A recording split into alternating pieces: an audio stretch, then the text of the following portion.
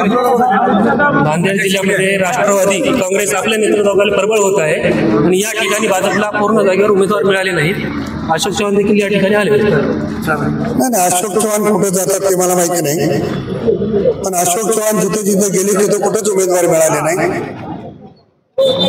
कारण त्यांनी ज्या पक्षाला धोका देऊन गेले त्याच्यामुळे नांदेड जिल्ह्याच्या जनतेमध्ये तीव्र नाराजी आहे।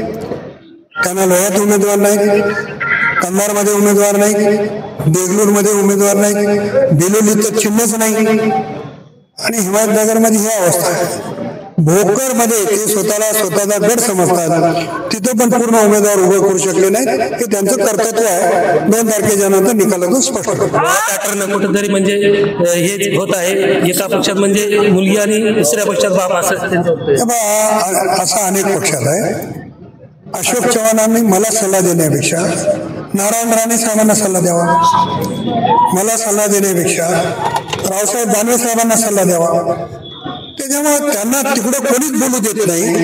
आता त्यांची उरली शिरली आहे इथं आव आणण्याचा प्रयत्न करतात। नांदेड जिल्हा राष्ट्रवादी नंबर 1 आणि किमान 7 नगरपालिकेमध्ये हिमायतनगर सहित राष्ट्रवादीचा झेंडा लागला।